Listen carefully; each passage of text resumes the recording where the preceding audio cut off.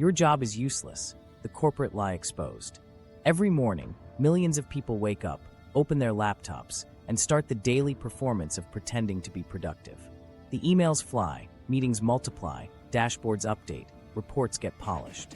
Yet at the end of the day, most can't point to one thing they actually built, fixed, or changed. It's like spending your life rehearsing for a show that never opens. You go home exhausted, but somewhere in the quiet between dinner and sleep, the question hits. Did anything I did today matter? And somehow, in this upside-down system, that doubt is considered normal. Here's the uncomfortable truth. Much of what happens in modern offices isn't work. It's theater, performed to protect power, not create progress. The modern workplace is an illusion machine built and maintained by leadership to preserve their own relevance. You're kept clicking, copying, and nodding because the illusion of effort shields those at the top from scrutiny. Corporate America's biggest secret is that millions of jobs exist not to build value, but to uphold hierarchy. The more managers you have, the more people you need pretending to need managing. It's a flawlessly engineered loop of justification disguised as productivity. Maybe you felt it, the creeping suspicion that your job could vanish tomorrow and no one would notice, that an entire department could disappear, and the company would somehow run smoother. You're not wrong. Anthropologist David Graeber called these bullshit jobs.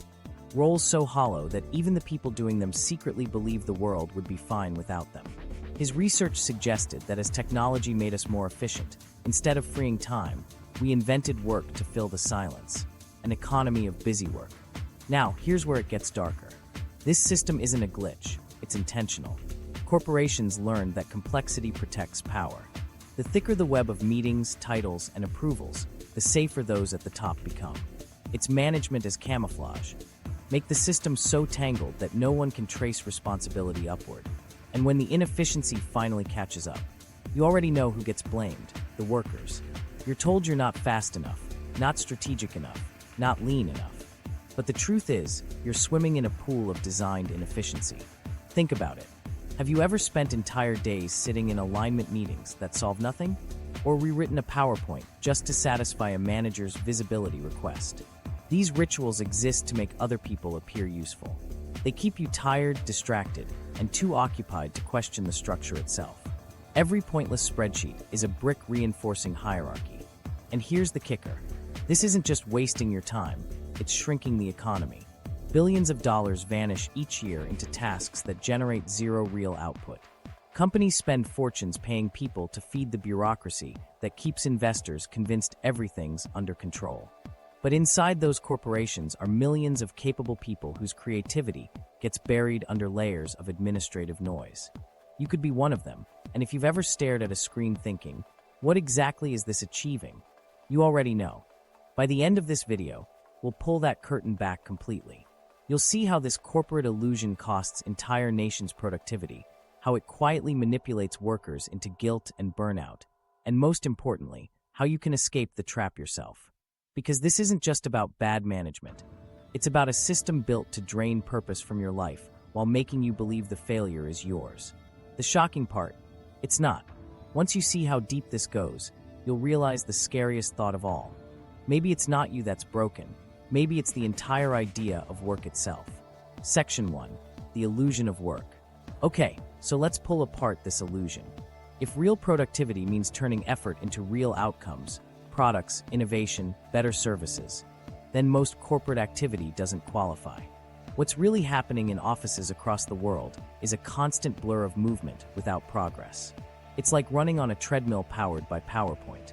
The truth is, corporate systems have built a false religion around the idea of being busy. Activity has become a symbol of worth. You look more valuable if your calendar is full, your inbox overflowing, and your Slack light never goes dark. Productivity, the actual creation of value, got replaced by visibility, the appearance of doing something important. If you're seen doing, you must be contributing, right? That's the trap. Inside large companies, weeks disappear into strategy meetings that produce no strategy, project updates that update nothing, and brainstorming sessions designed mainly so no one can say they weren't aligned. People spend hours perfecting reports that no one reads, sanitizing language so it sounds corporate enough to pass upward. Every layer adds another edit, another spin, another signature. until you end up with documents that exist only to prove that work happened. They could vanish overnight, and nothing in the real world would change. This endless loop of busywork is what economists and consultants politely avoid calling waste. But studies now frame it clearly. Across organizations, the average employee spends 28% of their week on bureaucratic chores, forms, duplicative approvals, procedural checkboxes that don't move business forward. That's more than one full day every week spent servicing the machine instead of making anything. When multiplied across millions of workers, that bureaucracy tax equals billions in lost output, time burned to maintain appearances. And here's where it gets paradoxical. The more advanced our technology becomes, the worse this illusion gets. Tools that were meant to streamline work have multiplied it. Every new piece of software adds dashboards, metrics, and endless visibility.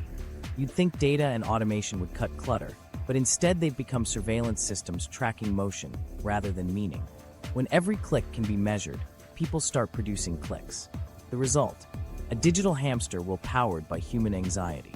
Take the simple act of responding to email. In many corporations, a fast reply signals importance. It shows you're on it, so people reflexively answer, even when the reply adds no value. Multiply that across teams, and what you have is the world's largest noise generator. No one is connecting dots, they're just looping each other into chains of activity. It feels purposeful, but most of those messages are echoes bouncing inside the same box. This confusion between speed and substance runs deep. Corporate culture rewards visibility because it's easier to measure than impact. That's why managers love dashboards. They create the illusion of control. A graph going up looks like progress, even if it's counting something useless. Employees learn quickly. What gets measured gets mimicked. So they replicate noise that looks like output. Metrics rise, bonuses get paid, nothing improves. And when you look at what all that work actually produces, the mismatch is staggering. GDP growth has slowed across major economies despite record levels of employment and technology adoption. We have more tools than ever, but global productivity is crawling. That's not a mystery, it's math. If nearly a third of your collective labor is recycled into bureaucracy, not output, growth stalls.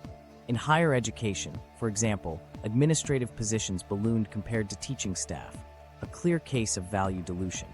The same trend runs through healthcare, government, and Fortune 500 offices everywhere. The more paperwork you build to manage performance, the less performance you get. It's important to see how this illusion sustains itself. Inside the system, no one wants to call the bluff. Questioning the purpose of your job can sound like career suicide. So workers learn to protect the illusion. They keep the meetings going, polish the slide decks, fill the calendar. Everyone's participating in a shared fiction because it feels safer than challenging it. Even managers trapped inside know much of it is meaningless, but admitting it would unravel their authority. So, the cycle continues. But let's be clear, most people trapped in this system aren't lazy or apathetic. They're intelligent, hardworking, and often painfully aware of the absurdity. They do what the system demands because that's how survival works in corporate environments structured around optics. You can't afford to look idle, even when being truly productive might mean stepping back to simplify or innovate. Simplicity doesn't photograph well in a progress report. Here's the weird part. This illusion also creates psychological comfort. If you're checking boxes, you feel accomplished for the day, even if those tasks don't matter. It's a form of self-sedation, a ritual that fills the space where purpose should live. That's why so many workers defend their routines. Challenging them forces you to confront a frightening idea, that months or years of your life might have evaporated into work that didn't matter. It's easier to double down than face that emptiness. But eventually, cracks appear. You start noticing that 90% of meetings could have been an email, and half the emails shouldn't exist at all. You notice how every urgent project vanishes after the quarterly review, never mentioned again. You realize that success in this world isn't about results, but about maintaining relevance inside a hierarchy that feeds on itself. That's when something internal starts to break. The recognition that motion isn't progress, that the effort you give doesn't ladder up to impact. If this sounds painfully familiar, that's because it's everywhere. You've probably lived it. Sitting through conference calls where 5 people debate formatting instead of strategy, updating 3 different systems because each manager wants their own report, pretending to brainstorm enthusiasm for tasks that drain your soul. The illusion of work is powerful because it's collective. It's not just you playing along, it's everyone. So here's the transition point. If all this motion doesn't produce real value, why does it exist at all? Why would corporations deliberately build structures that waste human potential on fake productivity? That's what we'll uncover next. The strange logic that lets useless jobs multiply, the incentives that reward waste, and the leadership myth that keeps it all alive. Because to dismantle this illusion, we first have to ask the question few workplaces want to confront. Who actually benefits from pretending to be this busy? Section 2. How useless jobs multiply. Here's where the corporate illusion becomes self-replicating. Once the workplace stops rewarding actual results and starts rewarding visibility, something strange happens. Jobs that don't produce value start breeding more jobs just like them. It's like administrative cell division, each department splitting into smaller versions of itself so everyone can feel necessary. Every new layer births oversight, every oversight spawns paperwork, and every piece of paperwork demands someone to manage it. Before long, an entire economy exists inside the company, orbiting around itself instead of the customer. Let's start with managerial bloat, the most visible symptom of this multiplication. Over the last few decades, companies have added layer upon layer of middle management, the professional class of meeting hosts, budget approvers, and project overseers. By 2022, middle managers made up roughly 13% of the US labor force, compared with about 9% 40 years earlier. That's millions of extra people inserted between those who create things and those who decide what gets created. Each manager needs scope, so they build teams and subteams, each with a slightly tweaked title to make the hierarchy look efficient. It's empire building disguised as organization. The justification sounds rational. More management equals better control. But in practice, it's a defensive maneuver, a security blanket for executives terrified of losing grip on sprawling operations. Every new product, region, or process becomes a reason to add another layer for accountability. The irony is that the more layers you add, the less accountability there actually is. When 10 people share oversight, no one truly owns the outcome. Responsibility diffuses upward and sideways until it evaporates entirely. This inflation of roles doesn't happen because anyone sets out to create waste. It happens because the incentives are backwards. Inside a big company, managers aren't rewarded for simplifying. They're rewarded for growing. Promotions come from headcount, not impact. A bigger team equals a bigger budget, bigger title, and a perception of importance. It's performance inflation built directly into the structure.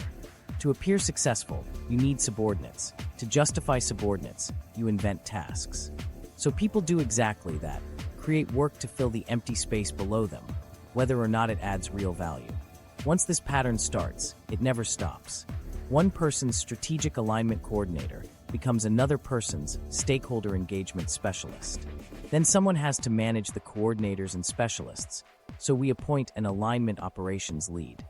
Before long, 3 layers of communication exist just to pass memos between departments doing nearly identical things. And in meetings full of these titles, everyone speaks fluent vagueness to sound impressive while revealing as little as possible. The more abstract the language, the safer the job. This is how corporations confuse complexity with competence. The thicker the org chart, the smarter it looks from the outside. Investors see depth, executives see control. But what they're actually staring at is drag, an invisible tax on speed and creativity. Projects that could move in days stretch into months because approval has to trickle through 5 management gates. Each gate adds commentary, reformatting, and ultimately paralysis.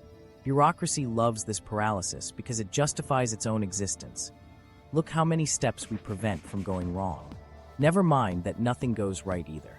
And here's the cynical genius of it. Bureaucracy is its own survival strategy. When leaders sense their relevance fading, they create new problems to solve. They invent initiatives, frameworks, and committees, each one requiring oversight. They frame restraint as recklessness and demand more tracking to reduce risk. In truth, they're manufacturing friction so they can be the ones who later resolve it. It's the corporate version of arson for insurance, burning time so you can build a cleanup. Even when external pressure mounts, say, during an economic downturn, these layers prove remarkably durable. Instead of flattening, many organizations hide the bloat under reorganization. Titles change, units merge, but the same people keep the same functions under fresher names. They call it transformation, agility, or restructuring. Yet the outputs remain identical: meetings, decks, and updates about more meetings, decks, and updates. It's bureaucracy's favorite magic trick: constant movement that maintains the same weight. Technology, which should be the great reducer of redundancy, often fuels multiplication instead. Each new tool adds data points to measure, dashboards to present, and status checks to host. Somewhere along the line, someone has to own that visibility, which quietly becomes a new role. Multiply that across departments, and your digital transformation creates another generation of administrative overseers. The company grew more automated, but oddly, it didn't shrink. Behind all of this is fear: executive fear of losing control and individual fear of unemployment. Layers give the appearance of robustness. They make leaders feel insulated from the chaos beneath. For the employee, those same layers act like armor. If decisions crawl through multiple approvals, no one has to take real responsibility. "We followed the process" becomes the ultimate alibi. That shared caution feels safe even as it strangles agility. So why does no one stop it? Because each layer believes it's protecting the company from chaos below and scrutiny above. Everyone's defending turf. Managers can't admit their teams are redundant because headcount equals leverage. Executives can't dismantle redundancy without revealing they built it. Entire HR systems are structured around maintaining ranks and titles. The corporate caste that keeps everyone tightly slotted into predictable pay bands. Cutting the bloat would mean acknowledging how little some roles contribute, and that's a truth no hierarchy wants visible. Over time, these useless roles don't just persist, they define the culture. New hires learn quickly that advancement depends on participation in the ritual. Attend the right meetings, copy the right people, echo the right phrases about alignment and strategic excellence. Meaning fades, optics take over. Even the language of corporate mission statements reflects it. Strings of hollow verbs, optimize, empower, streamline, that say everything and nothing. Behind those words are armies of staff tasked with managing the illusion that progress exists. And the cost? Beyond salaries and lost efficiency, it's the suffocation of meaningful work. The few people actually building something, engineers, designers, analysts, field staff, have to spend large portions of their time feeding updates upward through the pyramid. Each minute they spend justifying their existence is one less minute creating real value. The structure is a parasite that feeds on its host's productivity. Think of it like an economic Ponzi scheme. The top layers depend on constant input from below, yet contribute almost nothing tangible back down. The illusion of endless oversight keeps everyone investing time and trust in the system, hoping the productivity will trickle out someday. But it rarely does. Instead, more managers join, more committees form, and the cycle repeats until even modest decisions require a task force and 3 rounds of buy-in. The multiplication of useless work isn't an accident. It's the predictable outcome of leadership obsessed with protection rather than production. Every duplicate role, every excess meeting, every redundant policy is a symptom of control addiction. Companies grow sideways instead of forward because expanding horizontally feels safer than confronting the waste vertically. That's the quiet scandal at the core of corporate America. Inefficiency not as a byproduct, but as a business model. This machine of self-preservation keeps spinning, feeding on energy, time, and morale. And somehow, when profits lag or productivity collapses, the fingers point downward, to the workers drowning in the mess they didn't create. That's when layoffs hit, budgets shrink, and the very people manufacturing the problem survive because they're the ones controlling the narrative. But this isn't just bad economics. It's the foundation of an economy built on firefighting its own smoke. And the cost of that firefight reaches far beyond office walls. That's where we're headed next, into how this useless machinery quietly drains entire economies while convincing us it's progress. Section 3. The hidden cost to the economy. When you add up the meetings, the duplicated roles, the managerial layers, and the bureaucracy that props it all up, what you get isn't just workplace frustration. It's an economic sinkhole. Every hour spent maintaining illusions instead of creating value translates directly into lost output. Economists have started measuring it in staggering terms: the corporate bureaucracy tax. According to research, the average employee spends around 28% of their week performing bureaucratic chores, nearly a day and a half wasted on internal noise. Scale that across a national workforce, and the bill climbs into the trillions. That's labor paid for, but not producing any real goods, innovation, or progress. Think of how that plays out in prices you actually pay. When a company spends more on unnecessary staff and processes, those costs don't vanish, they get passed on. It's why hospital bills, college tuition, and even basic consumer goods keep creeping upward. In higher education alone, administrative bloat has pushed tuition to record highs. Positions that once supported academics now exist to manage compliance paperwork or internal analytics dashboards. The same dynamic repeats in healthcare. Armies of billing administrators matched against armies of insurance adjusters, all processing forms that cancel each other out. The end result: patients and students pay for a war of paperwork that creates no net value. On a broader scale, this inefficiency drags national growth. Between 2002 and 2025, US GDP hovered around modest gains, averaging near 2% per year. Meanwhile, corporate profits ballooned, not because companies became more innovative, but because cost-cutting and price inflation masked stagnation. True productivity, output per hour worked, barely moved. Economists point to automation as the fix, but here's the irony. Those systems often end up feeding new bureaucracies. Instead of reducing staff, companies layer AI oversight teams, audit committees, and data compliance officers on top. Each innovation gets followed by guardians to monitor it, turning potential time savings into permanent overhead. Call it irony, call it tragedy, but this bureaucracy feeds on economic oxygen. Every duplicated approval or meaningless report diverts resources that could fuel innovation. In industries like manufacturing and tech, that lost capital could fund research or better equipment. In education, it could lower costs for students. But instead, money gets trapped in self-referential cycles of meetings and reviews. You can literally trace the slowdown in global productivity to these internal waste systems. When large organizations, public or private, carry more administrative weight than creative muscle, economies crawl. Now, some defenders argue that these administrative layers provide stability. They say that without process, chaos reigns. But look at the numbers again. In Latin America, bureaucratic burdens on medium-sized businesses alone account for roughly 13% of GDP. That's not avoiding chaos, that's institutionalized drag. The same pattern exists in the US, though less visible. Slow approvals, duplicated compliance, and corporate rituals that eat the time of people who could be inventing or producing. It's an invisible brake pedal pressed halfway down all the time. We also pay for this in wages. When companies absorb so many resources into non-productive functions, there's less left for the people doing the real work. Frontline builders, engineers, and service staff shoulder the weight of returning value while watching middle management expand. It's why wages for production and non-supervisory roles have barely kept pace with inflation, even as corporations boast record headcounts. The money exists, it's just trapped in layers of administrative fat. If even half of those wasted salaries were redirected toward productive functions or employee compensation, average wages could rise dramatically without raising prices at all. And yet, the system resists any correction because bloat benefits those who oversee it. Investors and executives love showing elaborate hierarchies. It signals scale, stability, and control. Simplified structures look risky. That perception distorts market behavior.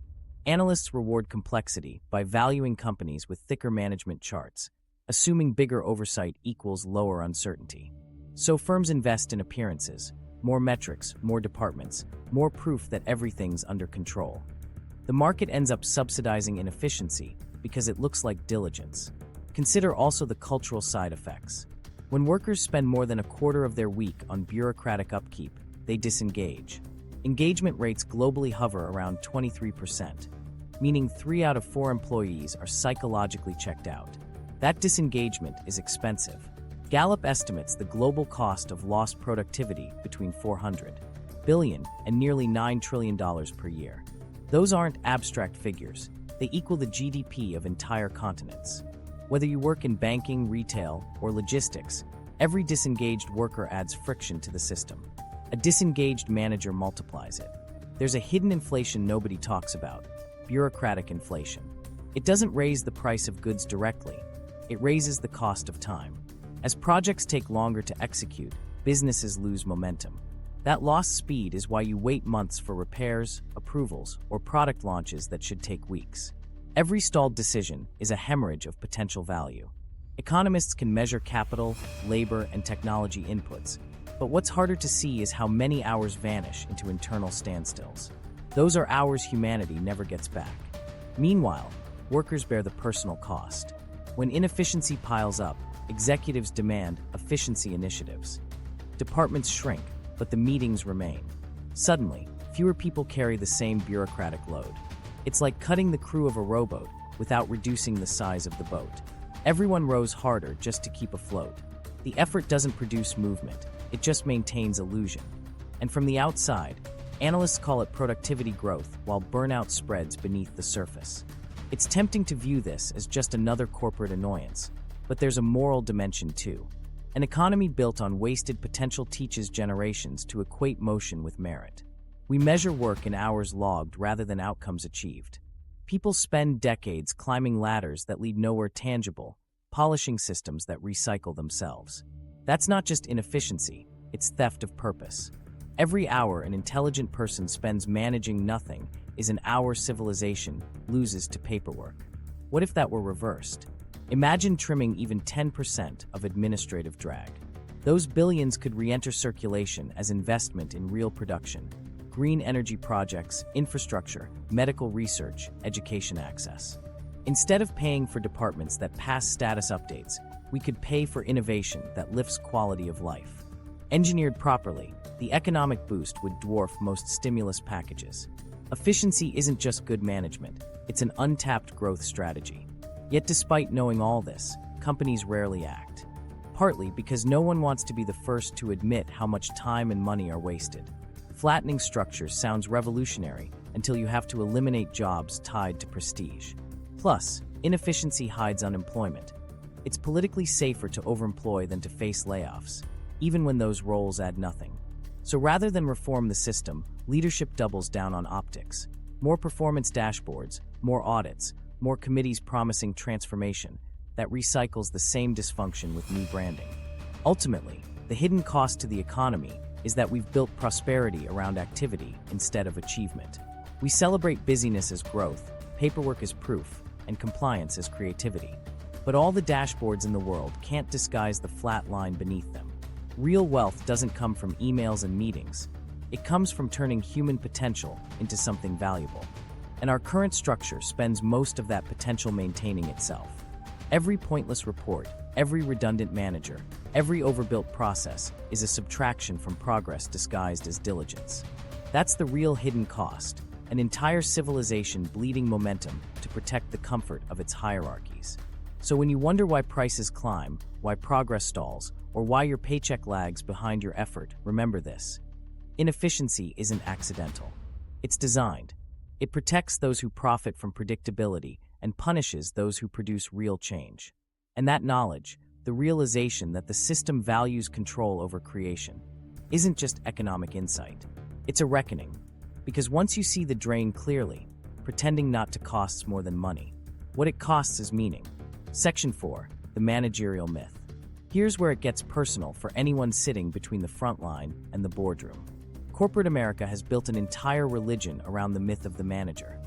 The idea that leaders exist to shape, refine, and direct productivity. But peel back the layers and you'll find something uncomfortable. Much of what's called leadership today is really number management. The myth says managers drive performance.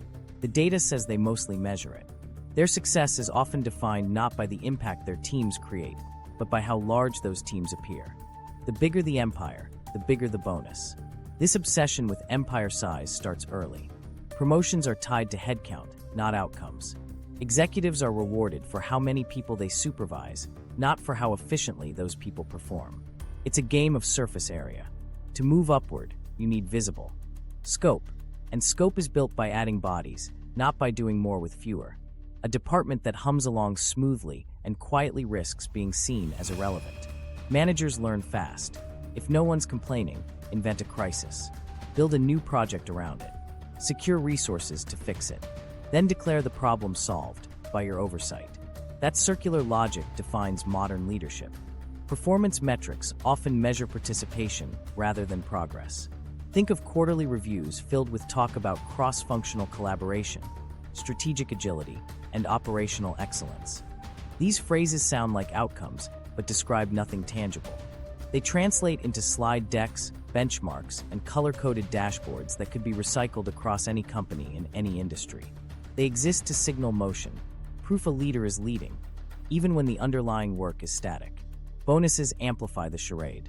When your compensation depends on quarterly optics, you prioritize what can be displayed over what can be delivered. So leadership becomes stage management. Budget underspent? Quickly schedule a training initiative. Fall short on engagement numbers? Launch a survey campaign so you can publish improvement percentages next quarter. It's an endless loop of self-justification because the reward system values visible steadiness over invisible progress. If something truly changes, risk increases, and risk threatens comfort at the top. That's why trimming bureaucracy never lasts. Each wave of organizational simplification begins with dramatic org charts but ends in rebranding. Vice presidents become category leads, directors become strategy partners, and the same people occupy the same spaces with new names. The illusion of renewal satisfies shareholders without reducing the stack. Managerial myth thrives on change that changes nothing, because actual simplification reveals how redundant many roles are. The psychology behind it runs deep. For many leaders, a shrinking team feels like personal failure. A leaner organization suggests you weren't important enough to justify manpower. So leaders unconsciously inflate staff levels or projects to validate their identity. Psychologists call this status preservation behavior, protecting self-worth by maintaining signs of rank. It's the corporate version of peacocking, displaying management muscle to ward off irrelevance. Entire review processes exist to feed that insecurity, turning leadership into image maintenance. Inside that insecurity lies something darker: managerial protectionism. It's the practice of trapping subordinates beneath paperwork to maintain control. Managers know that as long as their employees are buried in forms, approvals, or status updates, they rely on the manager to interpret the chaos.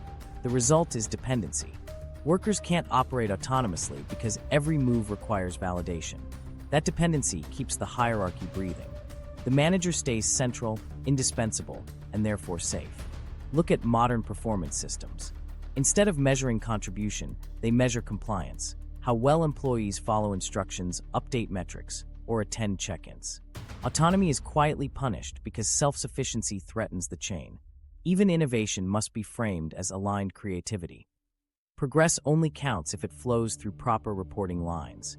So the mythology of leadership recasts control as empowerment. You're told your manager guides your success, but the guidance mostly consists of translating bureaucracy into slightly friendlier words. The hypocrisy becomes glaring during crises. When profits dip, organizations promise accountability. But accountability rarely climbs upward. Frontline workers face layoffs, while upper management delivers glossy transformation strategies, explaining how these cuts are part of a visionary reset. The leaders who nurtured inefficiency are the ones trusted to fix it. That self-recycling of authority protects reputation while displacing blame downward. In meetings, you'll hear sentences like, "We're all responsible for outcomes," which really means, "You're all responsible for outcomes. We're responsible for narratives." Economically, this arrangement siphons energy from the most productive corners of the company. Studies show that middle managers spend nearly a full day per week on administrative coordination alone: emails, budget reporting, compliance tasks. That's over 50 workdays a year consumed by internal oversight rather than external value creation. Those hours are financed by the labor of people beneath them, doubling the waste. Every dollar spent managing paperwork is a dollar not spent on innovation. Yet the system treats that oversight as heroic effort, not drain. The absurdity compounds when AI enters the picture. Automation should liberate managers from low-value supervision. Instead, it often becomes another metric generator that requires, of course, more managers to interpret it. The hierarchy adapts to preserve itself. We need a team to oversee the Automation Council. Progress doesn't reduce oversight, it upgrades it. The managerial myth mutates to fit new technology, like a parasite adjusting to a new host. All of this would be comic if it weren't so demoralizing. For those lower in the chain, the myth translates into constant scrutiny without support. You're told leadership drives culture, but culture feels like a filter that screens authenticity. You learn to modulate enthusiasm. Too little looks disengaged, too much looks naive. The safest expression is controlled optimism, the language of the meeting room. Every word calibrated to signal competence, but conceal opinion.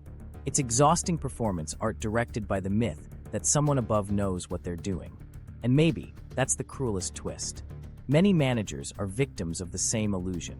They're under pressure to prove relevance to people above them, who in turn scramble to impress another tier. It's turtles all the way up. Each level mirrors the anxiety of the one beneath. The myth sustains itself because everyone is both actor and audience, clapping for the performance they secretly suspect is hollow. But the psychological toll of that performance trickles downward most. The authentic creators, the ones shipping products, fixing problems, serving customers, get smothered by oversight while carrying the guilt of underperforming in a structure deliberately designed to slow them down. They leave meetings feeling inadequate, convinced they're missing some strategic insight their superiors see clearly. In truth, those superiors are often just improvising confidence to hide confusion. The system runs on that mutual hallucination. Everyone pretending someone else understands the plan. This is why so many capable workers eventually burn out or tune out. You can't maintain meaning inside a feedback loop built on optics. Projects become vehicles for visibility, not vehicles for progress. Leaders chase promotion prerequisites instead of purpose. Entire industries mistake risk avoidance for wisdom. It's no coincidence that engagement levels sink as bureaucracy grows. When purpose thins, motivation follows. By now, you might recognize the cycle. Inflated roles, protectionist control, fear of simplification, and the endless theater of leadership metrics. It's a loop that keeps itself alive through self-reinforcing stories. The myth tells workers that guidance ensures stability, when in reality that guidance often manufactures dependence. The irony? Every time a company launches an initiative to empower employees, it usually builds another management layer to oversee that empowerment. So what begins as cost control ends as control addiction. And in that addiction lies the truth. Corporate leadership isn't broken because it's incompetent. It's broken because the myths that sustain it are profitable. Control creates predictability, and predictability comforts investors. Purpose doesn't, but comfort comes at a price. The people doing meaningful work pay it through frustration and the slow loss of belief that their effort matters. And that feeling, that quiet, creeping doubt that your job doesn't matter after all, isn't just boredom. It's the start of a psychological unraveling that has reshaped the modern workforce. Because when belief dies, productivity follows. In the next section, we'll look at that collapse more closely. The identity crisis spreading through every silent cubicle, the mental strain of pretending that meaning still exists, and why no one tells you that despair is actually rational. Section 5. The psychological toll of useless work. There's a particular kind of fatigue that comes from pretending your job matters when it doesn't. It's not physical tiredness or even the stress of long hours. It's the slow erosion of meaning. You wake up motivated, but by noon you're drained, not from exertion but from the absurd effort of keeping up the act. This is the silent epidemic of modern employment. The depletion that comes from performing usefulness inside a system built on waste. Across workplaces, surveys show over half of workers feel significant stress from job insecurity. Yet paradoxically, many of those insecure roles could vanish tomorrow without anyone noticing a dip in output. That contradiction messes with the human psyche. You're constantly told your position is vital, while everything around you suggests it's expendable. The result is chronic anxiety rooted in cognitive dissonance. You know your efforts add little value, but you can't admit it without risking survival. Psychologists call this moral injury, the internal conflict between what you know to be right and what you're forced to do. Soldiers experience it during unethical orders. Office workers feel it in smaller doses when they spend months pushing initiatives that achieve nothing, repeating slogans no one believes. You end the week with that hollow ache, not pride, not satisfaction, just the uneasy sense that your contribution was cosmetic. Over time, that hollowness metastasizes into burnout, depression, and cynicism. For younger workers especially, this hits hard. They entered the labor force believing effort leads to impact. Then they discover that expression is managed through templates and enthusiasm is graded by tone, not ideas. According to recent findings, 54% of Americans say the fear of layoffs significantly heightens their stress, even in supposedly stable environments. That constant fear acts like a low-grade fever. You might not collapse, but you never recover. The message is clear: stay busy, keep visible, don't let anyone see you doubt the mission. Inside open-plan offices and remote dashboards, that pressure becomes ritual.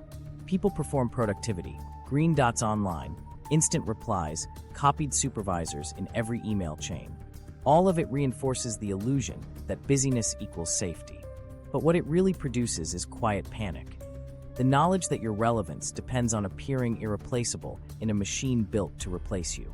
Under that tension, humor fades, collaboration turns defensive, and trust evaporates. Everyone smiles through teeth they're grinding. The emotional fallout of useless work resembles grief. You mourn the loss of purpose, though no one around you acknowledges it. You look at spreadsheets that once symbolized progress and feel nothing. Meetings turn into background static. It's not laziness, it's learned futility. When outcomes never connect to effort, the brain adapts by switching off motivation pathways. You stop caring because caring hurts. It's a logical response to an illogical system. Some workers externalize the burnout through rebellion, quiet quitting, disengagement, gentle underperformance. But even these small protests get pathologized. Management frames detachment as laziness, not as feedback on structural dysfunction. People end up feeling defective for responding rationally to a system desecrating their time. The phrase quiet quitting itself blames the individual for withdrawing from meaningless labor instead of blaming leadership for creating it. It's gaslighting at scale. This gaslight seeps into identity. Work has long been a pillar of self-definition, a story you tell about who you are. When that story collapses, when you realize you're optimizing spreadsheets that vanish into digital dust, you lose more than motivation. You lose narrative coherence. The who am I, once answered by job titles, dissolves, replaced with anxious humor about just paying the bills. That joke is coping, not apathy. It's how people hide existential despair behind a Slack emoji. The mental health implications are measurable. Research links job insecurity to triple the likelihood of depression among young adults. Anxiety spikes, sleep quality plummets, relationships strain. You start carrying work home. Not the tasks, but the emptiness. It follows you into dinner conversations, manifests as irritability or numbness. Even weekends stop feeling restorative because anticipation of Monday's pointlessness overshadows rest. This is work's cruelest transformation, from economic necessity to emotional parasite. And yet, society frames this suffering as personal weakness. We reward perseverance under absurd conditions, calling it professionalism. People brag about powering through burnout, as if endurance and futility were noble. The more someone tolerates meaninglessness, the more leadership calls them resilient. It's exploitation cloaked as virtue. The fact that employees struggle to feel proud of useless labor isn't pathology. It's psychological integrity fighting back. Within organizations, this conflict becomes invisible because it's inconvenient. Admitting demoralization would expose structural rot.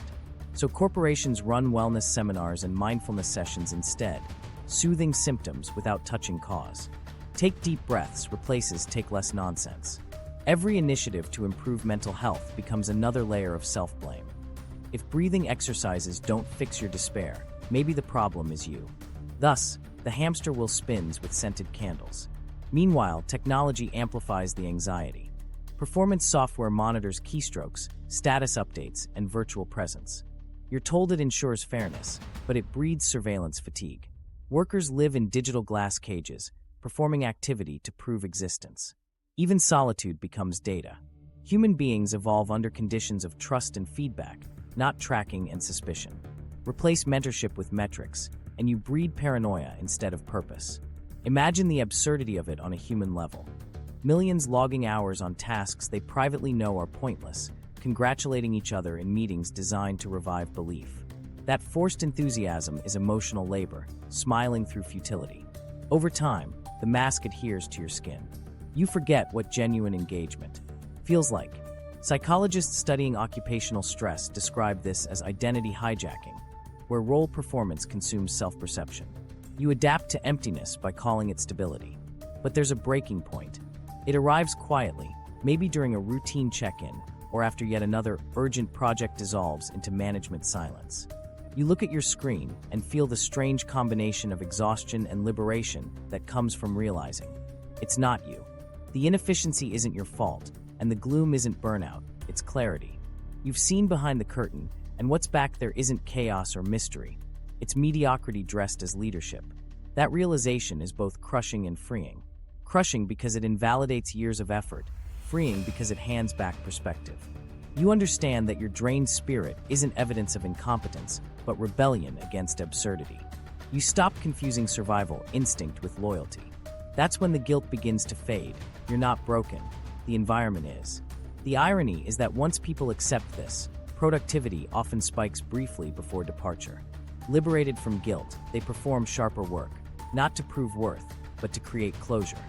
Then they leave, taking with them the rare sense of authenticity corporate structures can't replicate. Each exit is a quiet protest, a data point in an unspoken revolution against meaningless labor. This crisis of meaning is reshaping entire generations. Gen Z and Millennials talk openly about mental health, boundaries, and purpose because they've lived through the psychological garbage fire of pretending their value equals their visibility. They're not disengaged, they're defiant. They refuse to glorify exhaustion as purpose. And that defiance scares leadership that survives on compliance. So if you've ever felt fraudulent for dreading work that adds no value, you're not weak, you're awake. The panic, the cynicism, the emptiness are rational signals from a mind demanding integrity. And as more workers reach that breaking clarity, the facade of corporate meaning strains under its own weight. The next section confronts how that strain is weaponized, how leadership uses fear itself to keep you compliant, convinced that replaceability is motivation, when it's really control. Because once you see fear as a management tool, the illusion of necessity begins to unravel. Section 6. Why leadership keeps you feeling replaceable. Here's the cruel twist of modern leadership. It survives by keeping everyone beneath it anxious. The easiest worker to control isn't the loyal one, it's the scared one. Fear keeps you productive in appearances, cooperative in meetings, and quiet about inefficiency. Making people feel replaceable isn't a flaw in the system, it's the operating model. At first glance, insecurity looks incidental, just the byproduct of layoffs or tight markets. But dig deeper, and you see design. Each cycle of reorganization, performance ranking, and efficiency review exists to remind employees that their security is conditional. That conditions them to compliance. You don't question nonsensical directives when you think there are 20 identical resumes behind you waiting to say yes. Corporate hierarchies discovered long ago that instability is cheaper than loyalty. It costs nothing but morale. Notice the symbolism built into language. Human resources, personnel optimization, workforce restructuring. Each phrase converts living people into interchangeable inputs. When leadership frames employees as costs to manage rather than capabilities to cultivate, empathy evaporates. You become a number whose value fluctuates with revenue projections. That perception doesn't just justify layoffs, it normalizes them as strategic cleansing. The message isn't hidden, it's broadcast in every all-hands meeting with phrases like right-sizing for growth. Translation: be grateful you survived the call. The tools of control have evolved with technology. Once, fear came from pink slips on desks. Now it's automated metrics and performance dashboards. Every click, call, and minute online becomes data to evaluate engagement. You're told this surveillance increases fairness, but it mainly increases dread. Visibility doubles as vulnerability. If your status light goes dim for too long, somewhere above, someone's spreadsheet interprets that as disengagement. The result is constant micro-performance, moving your mouse, sending unnecessary updates, pretending momentum when your mind's numb. Activity becomes camouflage for fear. Managers describe this as accountability culture. In practice, it's accountability theater. Layers of tracking, reporting, and check-ins designed to prove action rather than inspire it. Weekly reports exist less for insight and more for reassurance. Evidence that subordinates remain obedient to the clock. When questioned, leaders defend these rituals as transparency. But true transparency would expose how much of everyone's time they waste preserving their own relevance. So they rename oppression as efficiency and expect applause. Research backs this dysfunction. Global surveys show only 23% of workers feel engaged at work. That's not apathy, It's exhaustion from pretending under watchful eyes. Disengagement thrives in fear-based systems because fear kills curiosity. You can't innovate or suggest simplification when every deviation might be misread as disloyalty. So workers withdraw emotionally while overperforming physically. Busyness becomes armor. The paradox is brutal. The more you fear redundancy, the more redundant your tasks become. This anxiety funnels upward profitably. Executives cite disengagement statistics as justification for new engagement initiatives, which translate into tighter oversight and more consultant contracts. It's psychological recursion, solving alienation with surveillance. Employees blame themselves for fatigue instead of the architecture manufacturing it. That's how the hierarchy preserves itself. As long as everyone internalizes guilt for inefficiency, no one questions who benefits from it. Spoiler: the ones writing the scripts about optimization have stock options. Fear also keeps wages flat. When your worth feels fragile, you don't negotiate. You accept extra duties as growth opportunities. Leadership leverages gratitude as currency, trading recognition for exploitation. You're made to feel replaceable in order to stay affordable. It's why record profits can coexist with stagnant pay. The psychological leash is cheaper than actual raises. Every "we're lucky to still have jobs" speech after layoffs trains the survivors to equate exploitation with privilege. Now consider the emotional choreography of the workplace. Annual reviews framed as personal development, but weighted toward highlighting vulnerabilities. Team-building days that reinforce hierarchy through forced cheer. Ambition praised until it challenges direction. Each ritual polishes compliance until it glows like enthusiasm. If you ever speak against the inefficiency, you lack cultural fit. Fitting the culture means silencing the part of you that sees the absurdity. Surveillance isn't the only weapon. There's also ambiguity. Leaders keep objectives deliberately vague, then retroactively claim success when outcomes can't be measured. For employees, that vagueness means endless hustle to meet undefined expectations. You can never be sure you've done enough, which keeps you overcompensating. It's emotional blackmail disguised as empowerment. The constant uncertainty anchors insecurity deeper than explicit threats ever could. The narrative of replaceability extends beyond layoffs. It infiltrates identity. You learn to describe yourself in corporate dialect: adaptable, flexible, team-oriented. Translation: willing to bend without breaking. Authentic individuality sounds risky, so you curate a professional persona optimized for approval metrics. Over time, that persona becomes a mask welded to survival. You forget where the performance ends and person begins. When everyone plays it safe, mediocrity becomes culture. That mediocrity, ironically, guarantees leadership stability. They can't be exposed against a backdrop of brilliance that doesn't exist. All the while, executives preach a counterfeit gospel of meritocracy. They say talent rises, but what actually rises is tolerance for nonsense. True merit threatens hierarchy because it exposes inefficiency. That's why the loudest advocates of meritocracy are usually the ones managing its absence. Reward signals follow conformity. Attend visibly, agree politely, never embarrass superiors with inconvenient insight. Fear suppresses candor, and lack of candor keeps myths intact.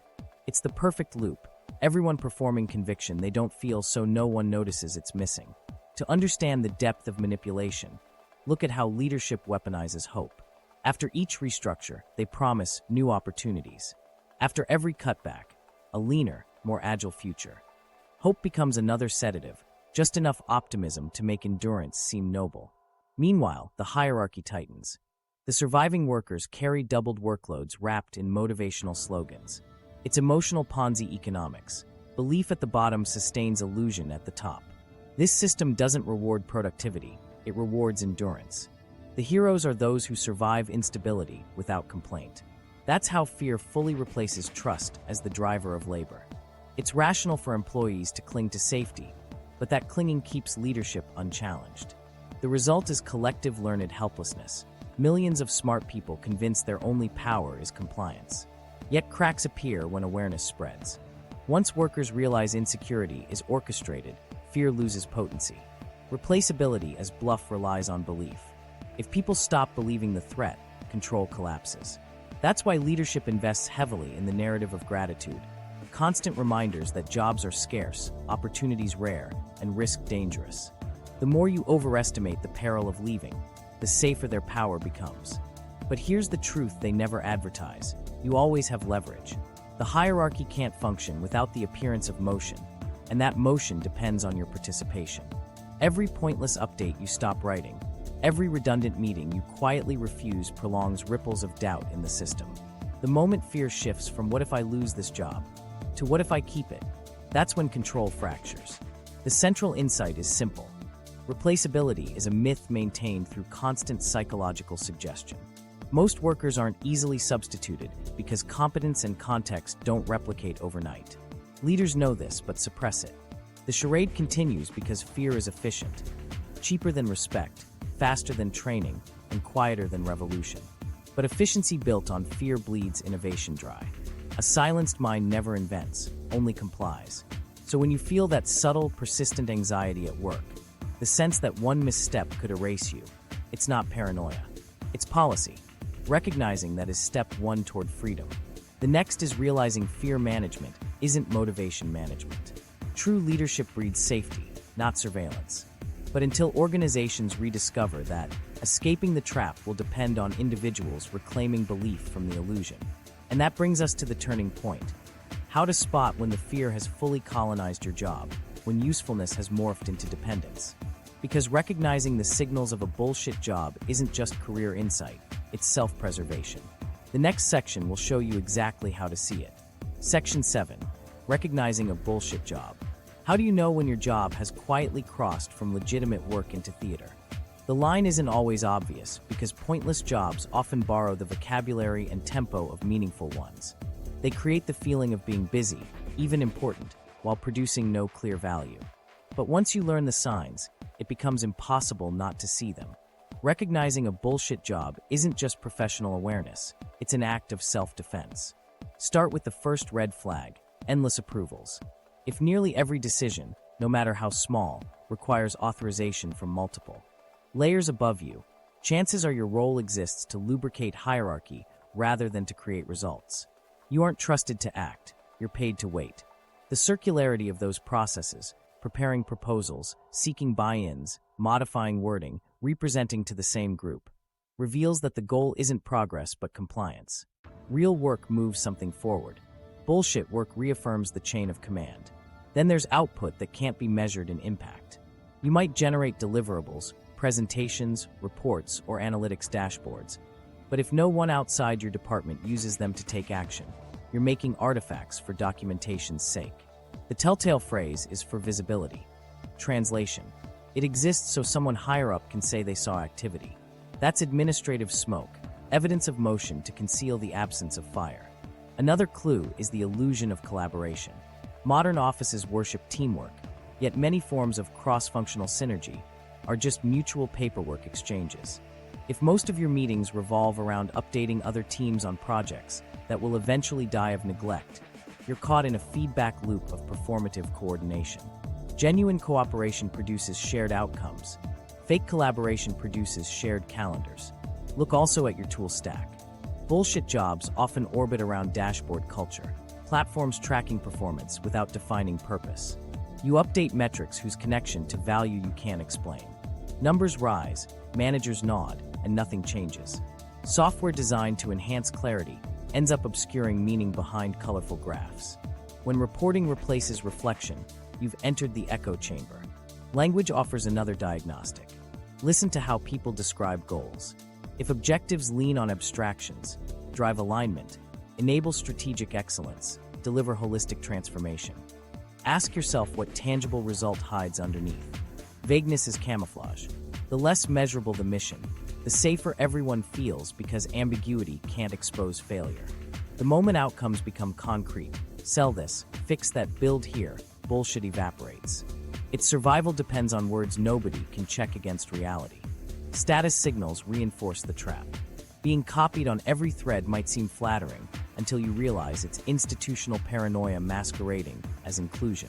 When communication volume outweighs necessity, it's usually because trust inside the hierarchy is broken.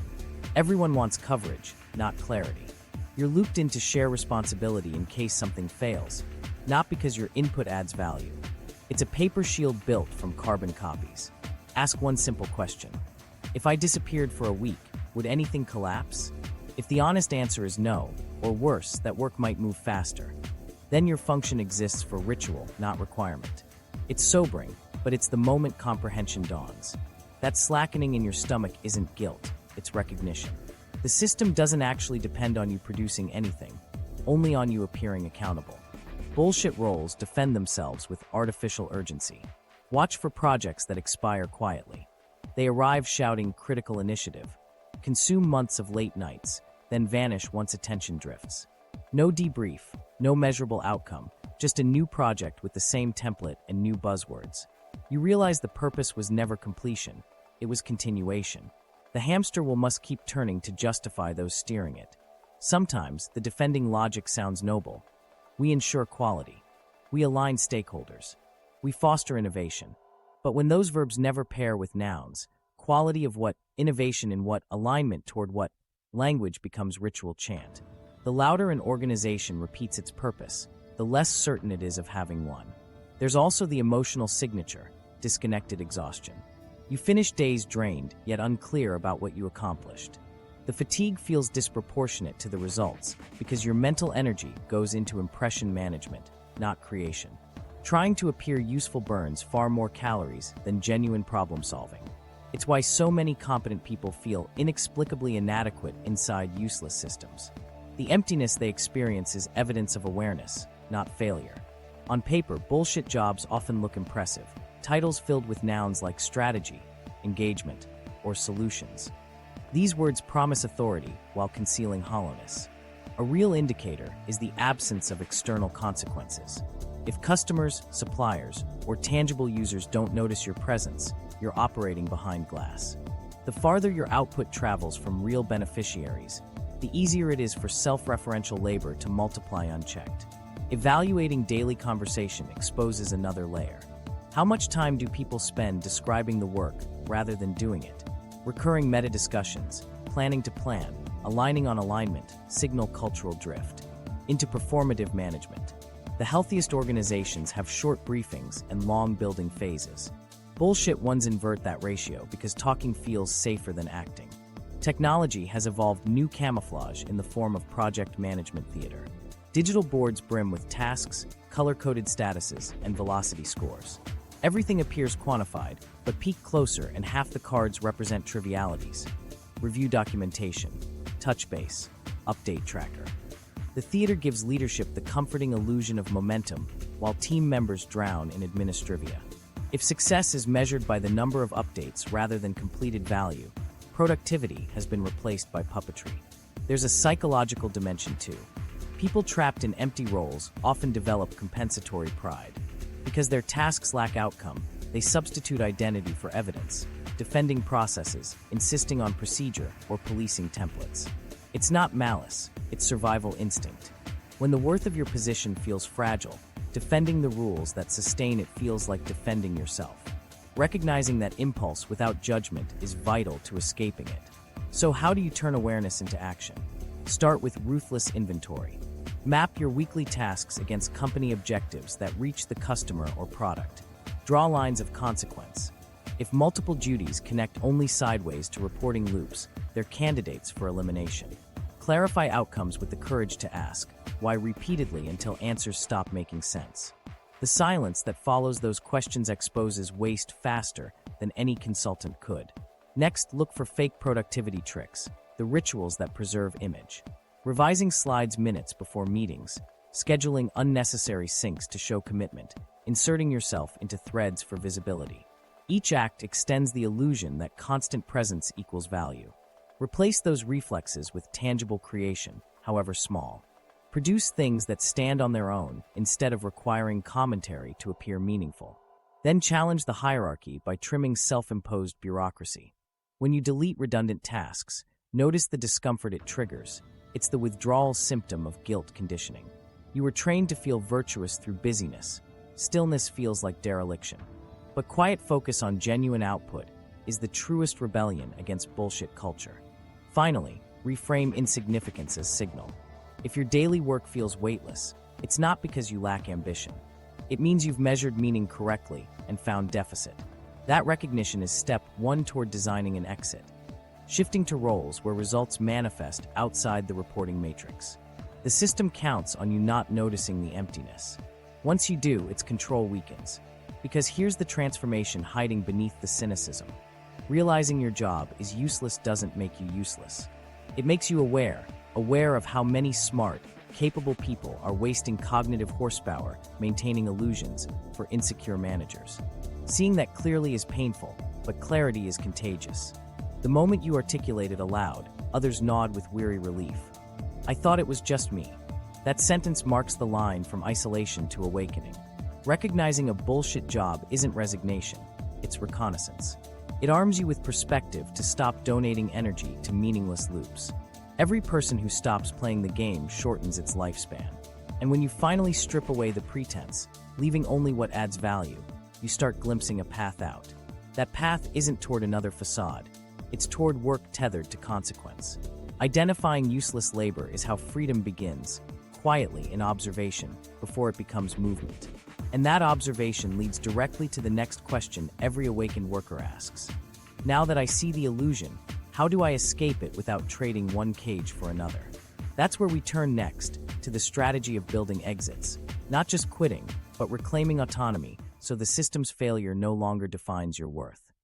Section 8. Escaping the trap. Awareness without action turns into despair.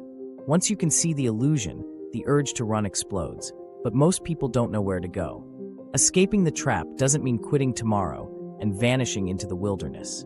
It means shifting your relationship to work, from dependence to autonomy, so that the system stops defining your value. The goal isn't rebellion for rebellion's sake. It's reclamation of time, skill, and control. Step 1. Reskill toward measurable output. You escape by learning or applying abilities that show clear, external results. Pick skills where progress can be demonstrated in visible outcomes: building, repairing, designing, writing, selling, or teaching directly measurable lessons. The more of your effort that ends with something people actually use, the harder it is for hierarchies to obscure your contribution. Identify 1 or 2 skills you can practice nightly: Excel analytics, basic code, electrical repair, digital marketing, graphic design, or hands-on trade learning. Each visible improvement shortens dependence on oversight. Even inside your job, steer work toward deliverables that reach real users or customers instead of reports that only please managers. New skills don't just raise employability, they rebuild confidence. You stop waiting for recognition and start collecting proof. Maintain a simple personal portfolio outside company systems: screenshots of finished work, solved problems, positive client messages, or useful data you generated. These proof points become your portable reputation and your shield against uncertainty. Step 2. Build reputation capital. In useless environments, promotion depends on proximity to power. Outside corporate walls, opportunity depends on trust. Reputation capital is the record of promises kept and expertise demonstrated in public view. Start documenting outputs online: Medium posts, LinkedIn articles, open source contributions, teaching content, case studies, even transparent process notes. Each piece adds weight to your name independent of any employer's brand. Remember, bosses own titles, you own credibility. Reputation rewires your risk perception. Once people recognize your competence, the fear of replaceability erodes. Suddenly, you're not an anonymous email address in a reporting chain, but a person known for results.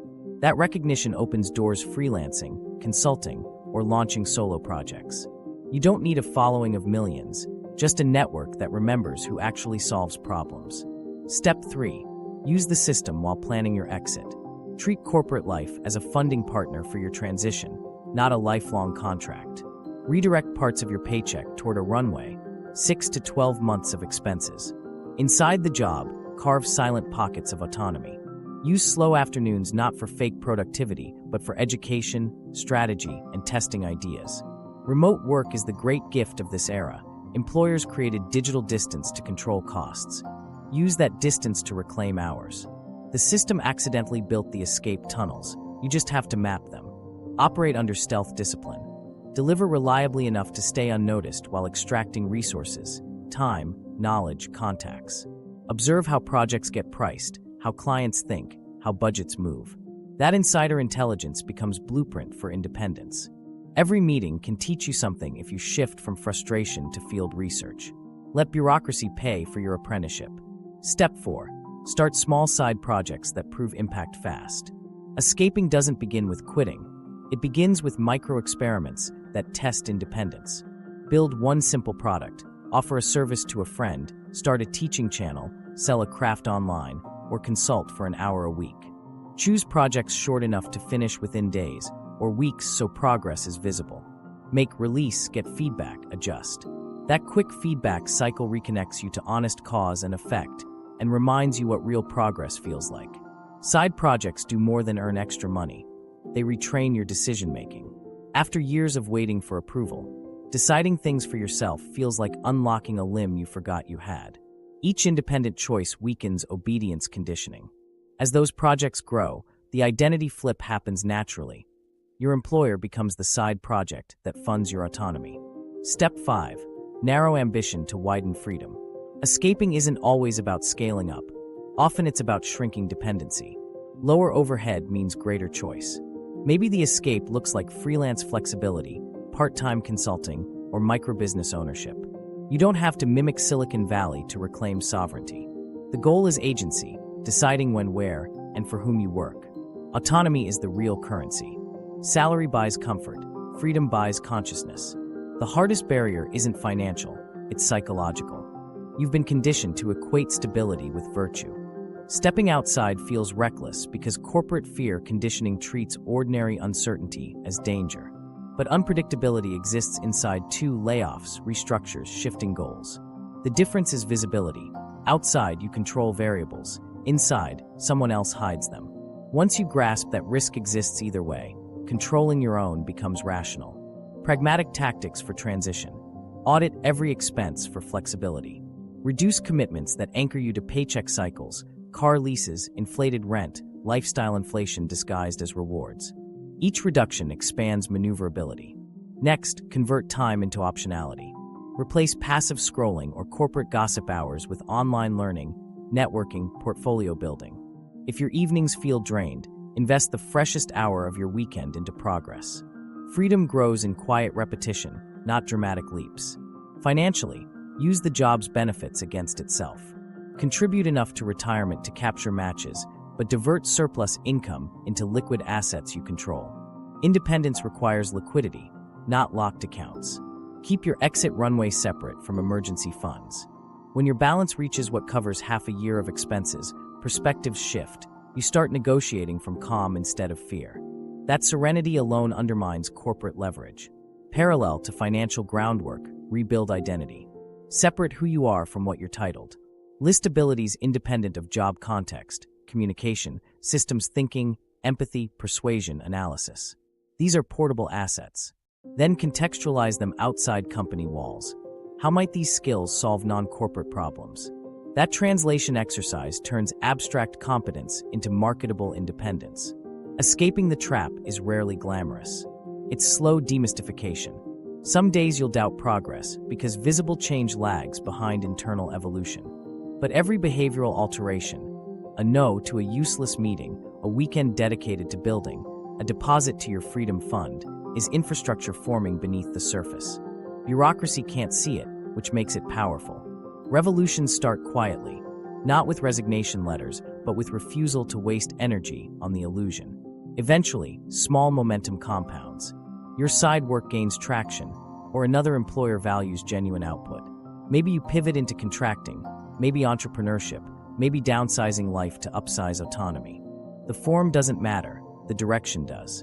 The first morning you wake up realizing your day's tasks connect directly to outcomes, relief will feel like oxygen.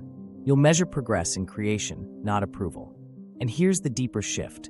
Escaping isn't just about you. Each person who stops playing the game weakens the illusion's credibility. When former insiders thrive outside bureaucracy, they broadcast proof that alternatives exist. That evidence spreads faster than any protest. It changes imagination. The more people unlearn dependency, the less power hierarchies hold. Liberation scales socially. Still, don't romanticize the process. Independence demands discipline. There's no manager to blame or buffer. You'll confront uncertainty raw, without corporate anesthesia. But that discomfort is honest. It signals growth, not manipulation. The emptiness you once felt inside meetings transforms into alert curiosity. You'll rediscover tension as vitality instead of dread. Meaning doesn't appear fully formed. It accumulates each time choice replaces obligation. To keep momentum, frame every challenge as contrast. When freelancing deadlines stress you, remember the pointless rush of corporate urgency. One created results, the other disguised stagnation. When solitude bites, recall forced collaboration meetings that drained hours. Perspective converts struggle into confirmation. Freedom always feels harder because it's real. It offers no illusion to hide behind. Ultimately, escape is about energy redirection. Corporations harvest human focus for maintenance. Independence redirects that focus to creation. The emotion that once powered frustration now fuels invention. That shift rewrites identity from compliant participant to conscious producer. You stop being a node in someone else's system and start being a system of one. When you reach that point, where usefulness is defined by authentic impact, you'll look back at your former job and see it clearly, a training ground in what not to waste life on. Escaping the trap doesn't require hatred for work. It requires love for meaningful work. And that love, once recovered, is contagious. It spreads through conversations, examples, and communities built on purpose instead of pretense. That's how empty systems eventually collapse. Not through revolt, but through mass disengagement from illusion. So if you're sitting in a meeting thinking, "Why am I here?" that question is the starting gun. Every honest answer becomes a map. Rethink skill, rebuild trust in your own judgment, reallocate your income toward freedom, and let curiosity replace compliance. Escape isn't an event, it's a practice, one act of reclaimed agency at a time. Because the real rebellion against useless work isn't quitting, it's constructing a life that no longer needs permission to matter. Section 9, the cultural shift. Something remarkable is quietly unfolding beneath the corporate noise. A growing generation no longer buys the story that work equals worth.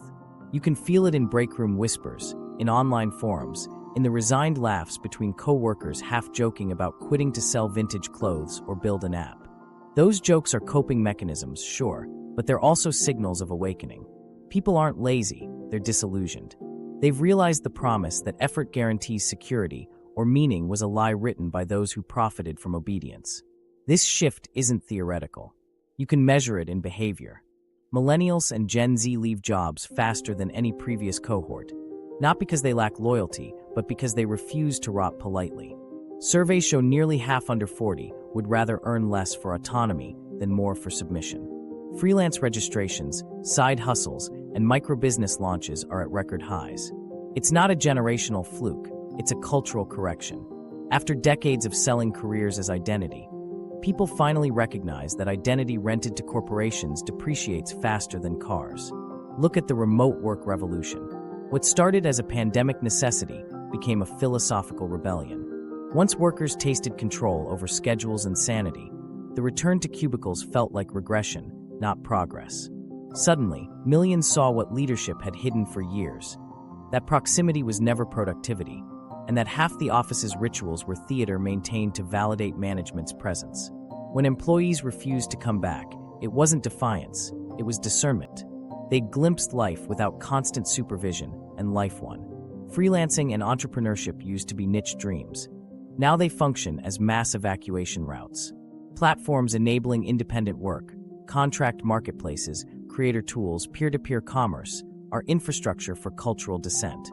They let people trade hierarchy for accountability, bureaucracy for consequence. Each freelancer who delivers outcomes directly to a client proves that value exchange doesn't require an org chart. Each creator monetizing knowledge without a boss tells younger viewers that stability once meant servitude. In effect, digital autonomy became the modern labor strike. Not picket lines, but log-off movements. But this isn't pure idealism. It's economics of dignity. The corporate system's inefficiency left enormous white space for nimble individuals. Small collectives and independent consultants now out-innovate departments lumbering under meetings. When technology flattened distribution, it quietly redistributed power. A single skilled worker with the right tools can replicate entire legacy divisions: design, education, marketing, analytics. The monopoly on productivity dissolved, Only the illusion of necessity keeps it alive. Inside corporations, leadership interprets this mass migration as talent retention challenges.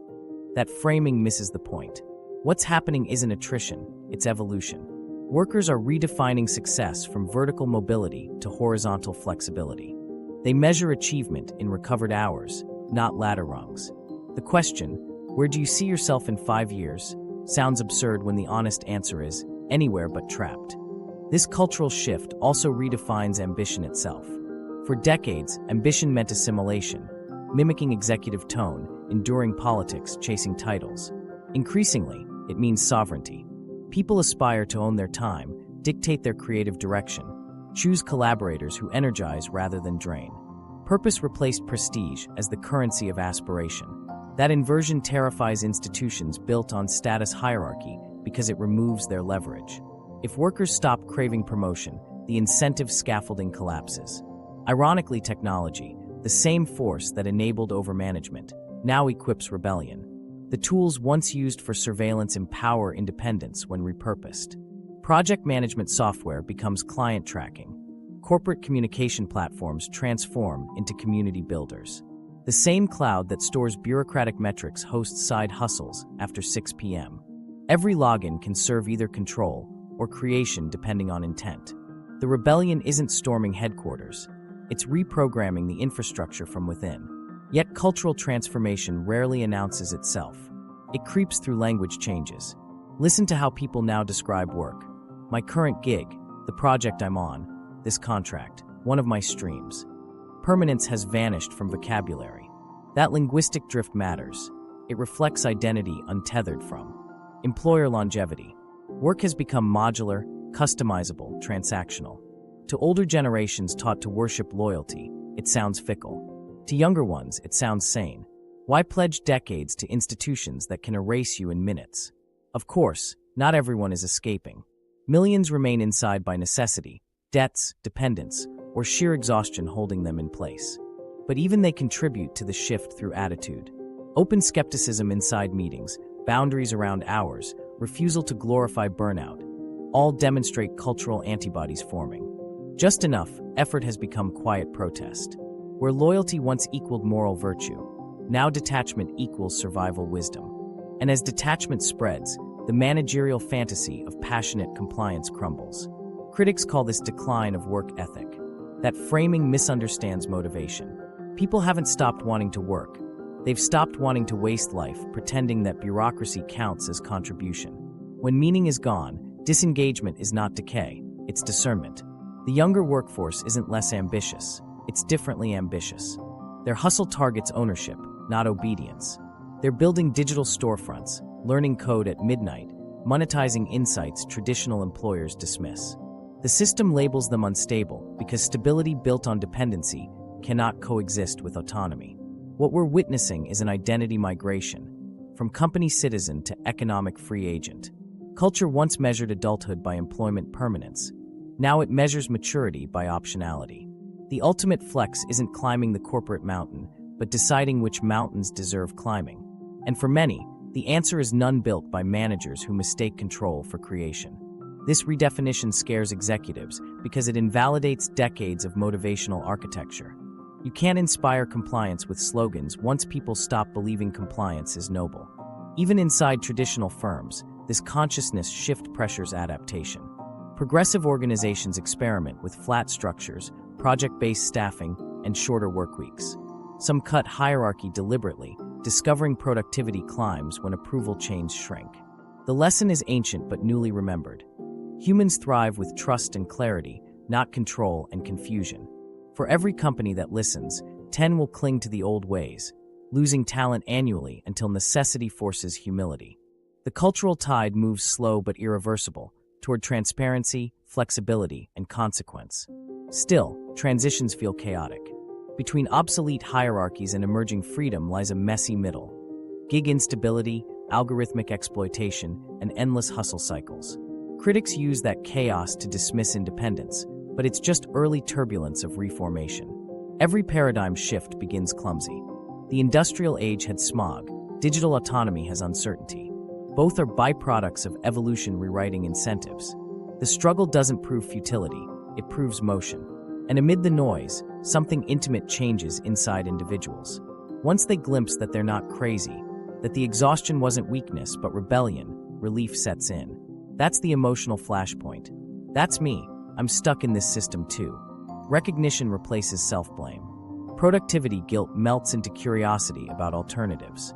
From that moment, the corporate lie loses grip because belief was its only anchor. You stop apologizing for wanting balance. You start designing it. This awakening scales quietly but quickly. Conversations about humane pacing, remote rights, 4-day weeks, ethical tech, all stem from the same seed: refusal to equate worth with exhaustion. It's culture reprogramming itself from the inside out. Hierarchies may still dominate payrolls, but they no longer dominate imagination. And imagination, once freed, doesn't return to captivity. The real revolution won't look like riots, it'll look like reallocation. Bright minds choosing independent craft over corporate chairs, parents opting for smaller incomes in exchange for evenings, designers building cooperatives instead of logos for conglomerates. Each micro-decision subtracts energy from the machine and transfers it to human autonomy. Step by step, bureaucracy loses manpower to meaning. Eventually, generations will look back and wonder how entire economies tolerated so much waste disguised as work. They'll study spreadsheets and memos like ancient relics, evidence of a civilization that mistook organization for intelligence. And they'll smile at our confusion before continuing to build systems designed for output, not optics. That's where this shift leads, not immediate utopia, but gradual realignment toward sanity. Because when enough people stop treating corporate life as default and start treating it as one option among many, the hierarchy shrinks from inevitability to inconvenience. That's how illusions die, not by confrontation, but by abandonment. Purpose migrates elsewhere, taking talent with it. The old guard will call it crisis. History will call it correction. Section 10, Taking Back Meaning. We've reached the moment this whole journey points to. The realization that meaning doesn't live inside corporate strategy decks or job titles.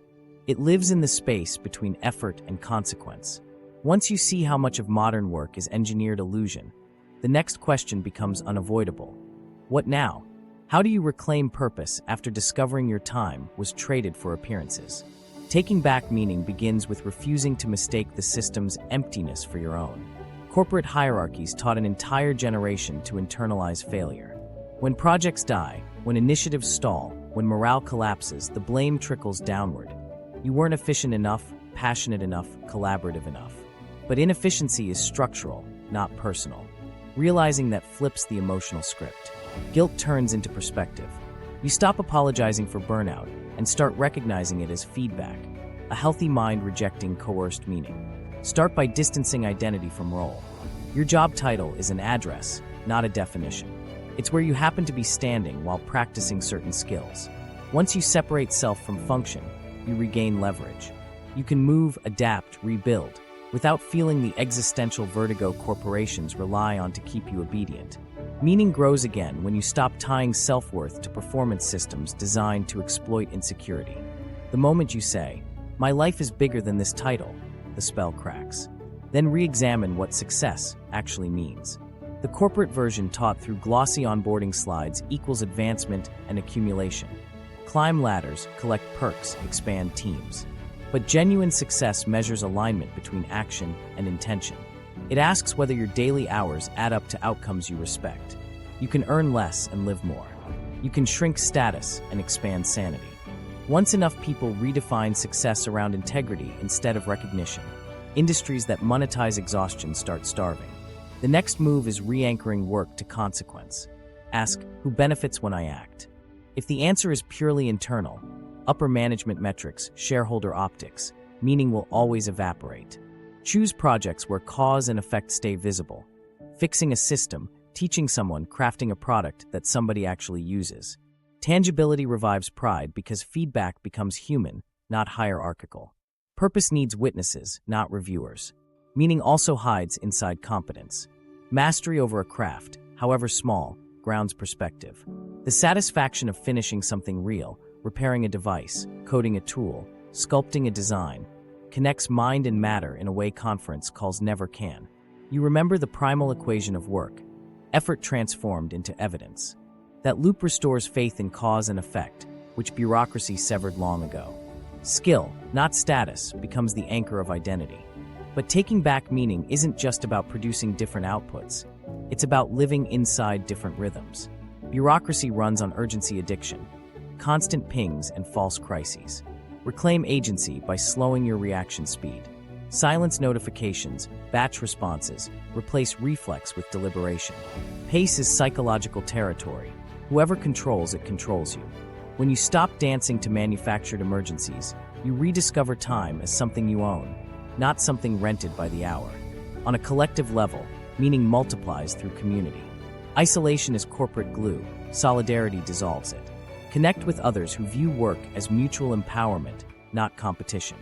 Whether online groups of freelancers sharing knowledge or local cooperatives pooling resources, networks of voluntary collaboration rebuild the trust hierarchies destroyed.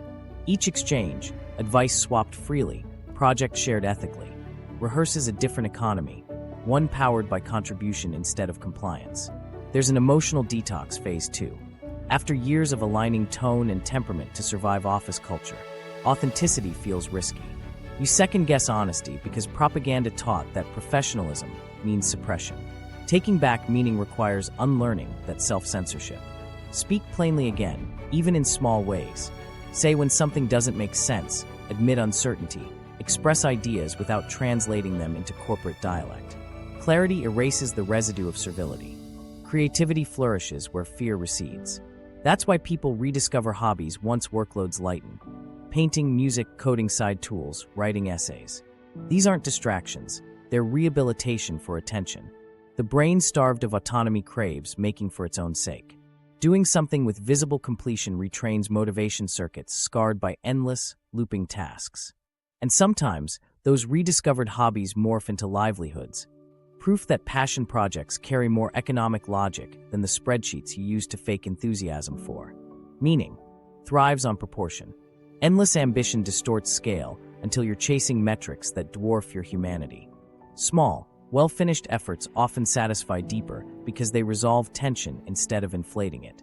Plant a garden, mentor one person, improve one process. Modest victories rebuild reality. The corporate world ridicules smallness because it can't monetize it. That's exactly why it restores sanity. It reminds you that impact doesn't need an audience to exist. To sustain recovered meaning, establish rituals that honor attention. Begin work sessions with intention statements.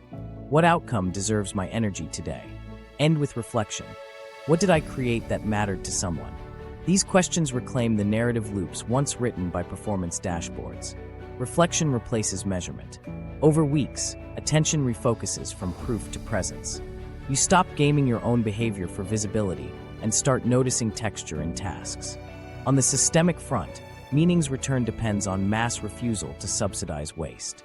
Workers worldwide are beginning to exercise that refusal through choice, turning down promotions that only add bureaucracy, voting with feet toward organizations practicing clarity, publicly questioning slogans that disguise exploitation as mission. Each refusal chips at the faith-sustaining illusion. When enough people stop pretending, inefficiency loses camouflage. Even for those staying inside, small rebellions matter. Delete redundant slides. Shorten meetings. Remove yourself from threads that exist only for optics. Every minute reclaimed for genuine problem-solving weakens managerial theater. When questioned, frame simplicity as efficiency. Use their own buzzwords as shield. Quiet pragmatism is more revolutionary than confrontation because it starves the spectacle without feeding its drama. Taking back meaning also means forgiving yourself for not seeing sooner. The system trained you from school to equate diligence with virtue. You weren't foolish, you were faithful. Realizing betrayal always arrives late because deceit wears professionalism well. Self-compassion turns disillusion into direction. Instead of regretting wasted years, treat them as research. You've mapped the maze others still wander. That knowledge gives future work depth no resume metric captures. The cynicism phase, when everything feels fake, is temporary if you keep moving through it. Purpose doesn't return as a lightning bolt. It re-enters quietly through alignment. You start spotting patterns of genuine effect and steering toward them.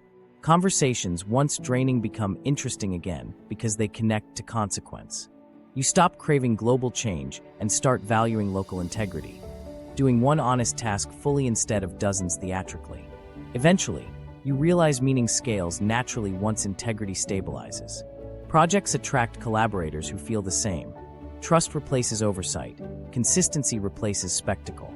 Productivity rises not from pressure, but from purpose. What began as individual healing becomes collective competence. The paradox resolves. Freeing yourself from synthetic necessity makes you indispensable where real consequence exists. At some point, you'll meet others on the same path. People who left, those resisting from within, creators building small economies of honesty.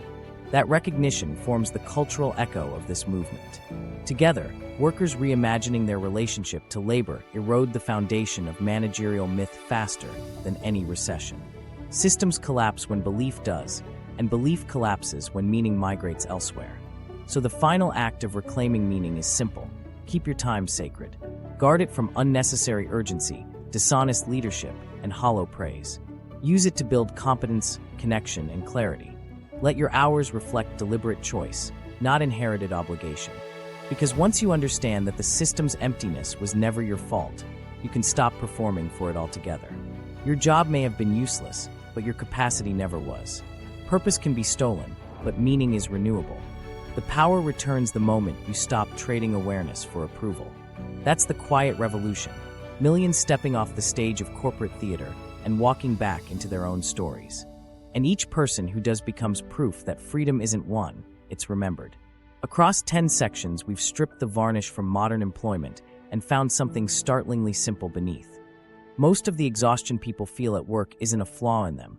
It's the friction of serving a design that rewards control over contribution. Everything from inflated management to fear-based motivation runs on one core deception: that your personal value equals your compliance with inefficiency. The truth is quieter but heavier.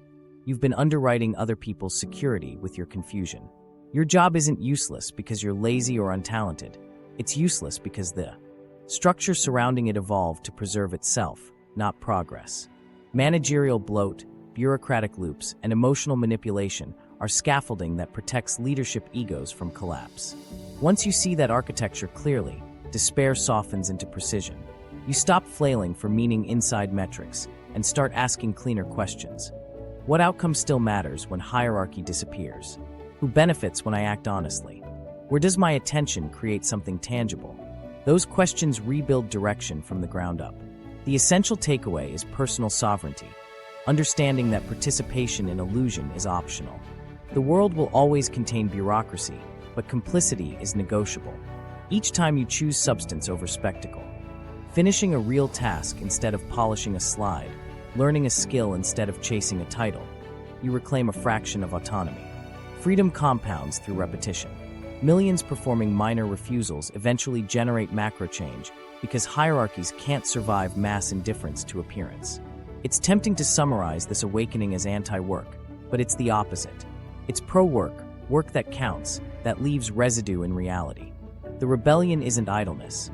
It's insistence that creation deserves the energy consumption management currently hoards. When individuals redirect attention toward measurable consequence, civilizations accelerate again. Every reclaimed hour becomes micro-investment in a saner economy, one that measures outcome against effort instead of obedience against noise. If leadership still clings to outdated myths, it's because fear management outperforms imagination in the short term. But systems decay when belief drains faster than enforcement can replace it. The new generation doesn't believe anymore, and belief is the only real duct-tape bureaucracy ever had. So companies will shrink or evolve until purpose, not posture, determines survival. Knowing this lets you stop romanticizing institutions and start selecting them the way investors pick assets, by yield, not nostalgia. So what now? Don't try to fight the entire machine. Withdraw fuel from it. Channel each ounce of effort into projects that make visible sense. Mentor peers, refine craft, sell value directly, question procedures until silence answers back. Resistance doesn't always look like protest. It looks like clarity executed consistently. Build competence until dependence looks absurd. Cultivate communities where trust replaces oversight. The aggregate of such choices writes the blueprint for post-bureaucratic civilization. Emotionally, give yourself closure.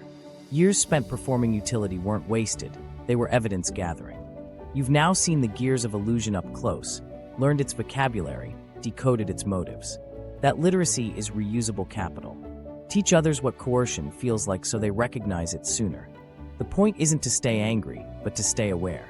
Anger exposes, awareness builds. The first burns down, the second rebuilds meaning on honest ground. If this explanation resonated, let it be reminder rather than sermon. You never needed permission to matter.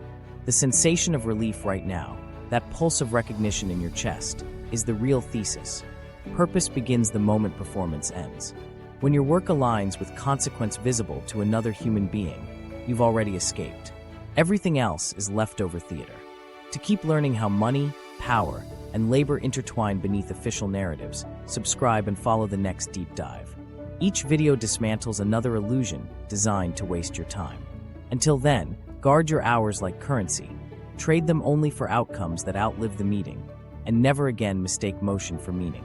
Stop pretending your time is worthless, because it never was.